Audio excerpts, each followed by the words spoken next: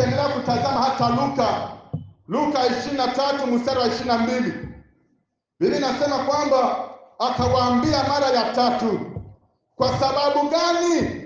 Huyu ametenda uovu gani? Sikuona kwake hata neno lipasalo kufa. Basi nikiisha kumrudi nitamfungua. Hapa Pilato Biblia inasema kwamba aliwajia tena mkutano mara ya tatu. Anachunguza mashitaka, naona hapana, hakuna kitu ambacho amekifanya ambacho kinafaa akufe. Bwana tusaidie. Akawajia tena mkutano, akawauliza, kwa sababu gani mnasisitiza tu auawe? Huyu ametenda uovu gani? Sikuona kwake hata neno lipasalo kufa. Yaani yeye Pilato anasema sioni kwake neno ambalo linamfanya afe. Akawaambia, basi mimi nijaribu tu kumrudi, nimuulize, nimhoji na nimrudi, nimshauri, alafu nimfungue. Lakini mkutano ukasema lazima afe. Bwana tusaidie sana. Hata kitazama kwenye kitabu cha Yohana sura 18 mstari wa 38. Yohana 18:38. Biblia inasema, naye akiisha kusema neno hilo akawatokea Wayahudi tena, akawaambia, mimi sioni hatia yoyote kwake. Bwana asifiwe. Yesu anawaambia mkutano, anawaambia Wayahudi, anasema mimi sioni hatia yoyote kwake. Kwa uchunguzi ambao nimeufanya baada ya kusikia mashitaka yenu, sioni hatia yoyote kwake. Bwana asifiwe.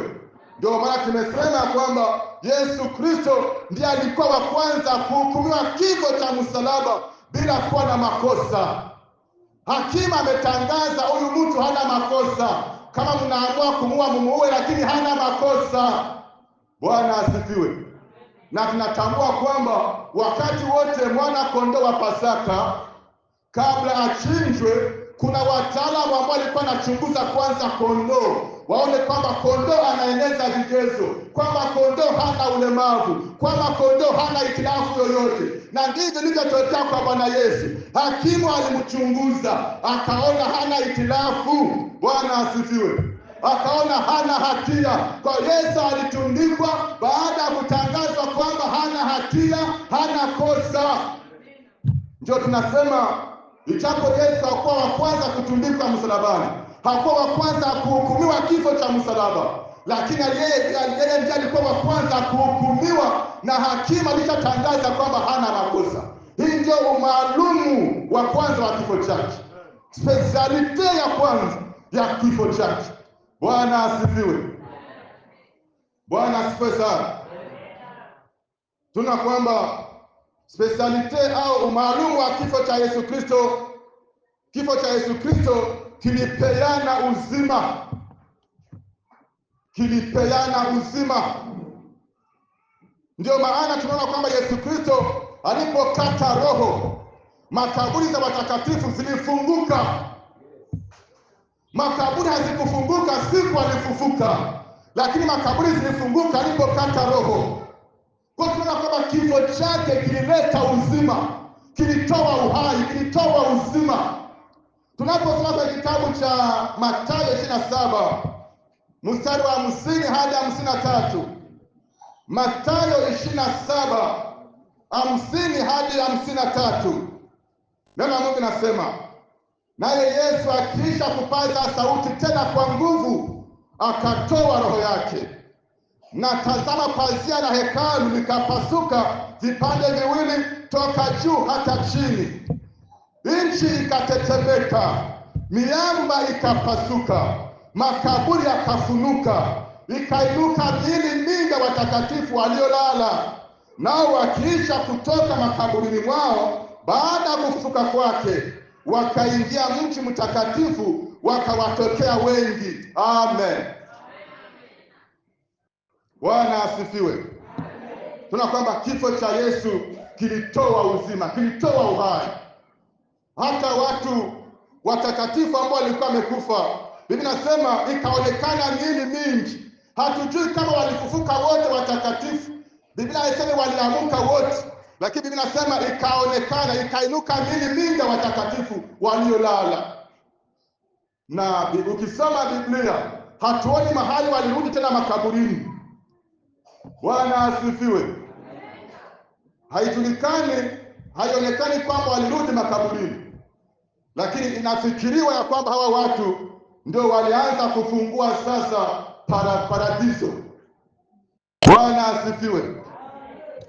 Na hii miili inafikiriwa ilionekana baada ya Yesu, wakati Yesu alipokata roho, nafsi yake ikashuka kuzimuni. Hii inafikiriwa ndio ilikuwa sababu ya hawa watu waliolala kuonekana. Bwana asifiwe. Bwana asifiwe sana. Kwa tunaona kwamba kifo cha Yesu Kristo, umaalumu wake, kilitoa uzima. Ilikuwa ni mauti ambayo ilileta uzima, ilitoa uhai kwa watu ambao walikufa kiroho na kwa watu ambao pia wana watakatifu ambao walikufa pia kimwili. Bwana asifiwe. Kwa hiyo tunaona kwamba uzima wetu haukutoka katika uzima wa Yesu Kristo. Hapana. Mungu akusaidie kusikia hii sentence. Acha nirudie. Uzima wetu tulionao haukutoka katika uzima wa Yesu Kristo. Hapana. Bwana asifiwe. Lakini uzima wetu ulitoka katika mauti ya Yesu Kristo, ulitoka katika kifo cha Yesu Kristo.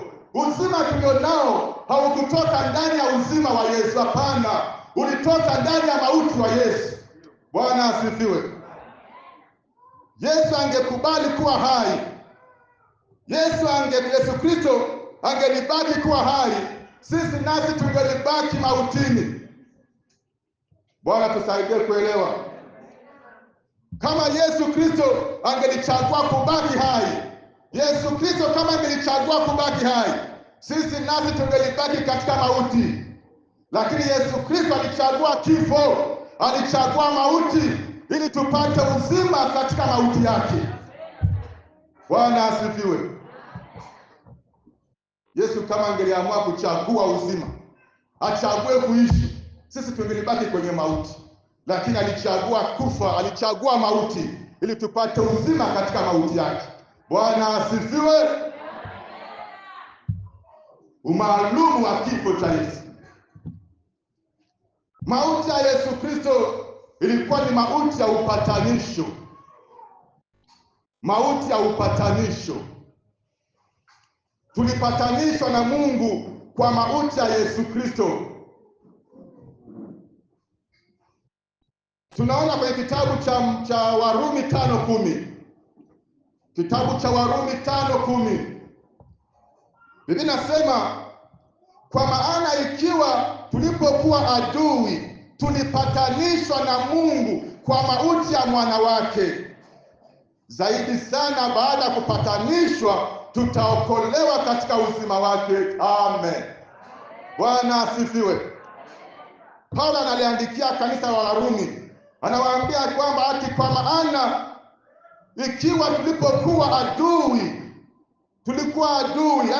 wakati bado tungali kwenye dhambi, tulikuwa adui wa Mungu. Biblia inasema kwa maana ikiwa tulipokuwa adui tulipatanishwa na Mungu kwa mauti ya mwana wake.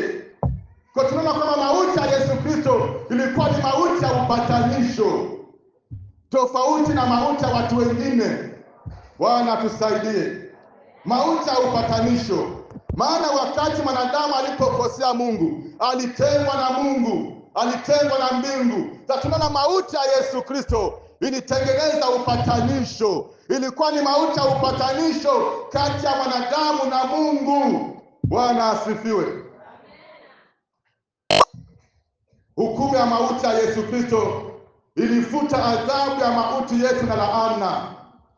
Bwana asifiwe. Ilifuta mauti na adhabu na laana vyote ambavyo vilikuwa viandikwa juu yetu.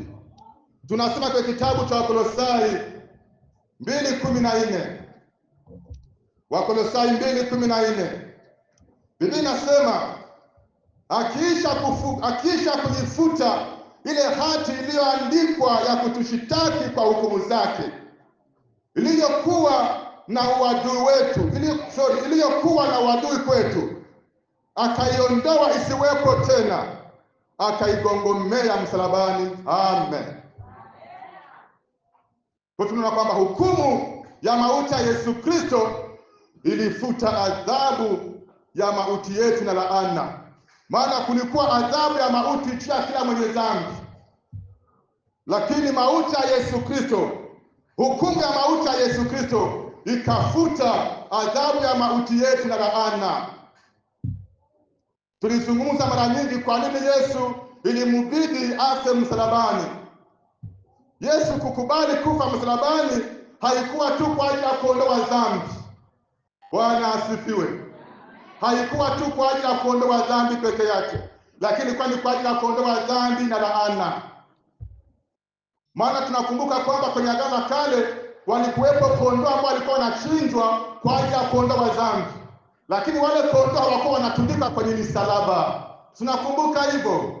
Wale kondoo ambao walikuwa na uawa kwenye Agano la Kale hawakuwa wanatundikwa kwenye misalaba.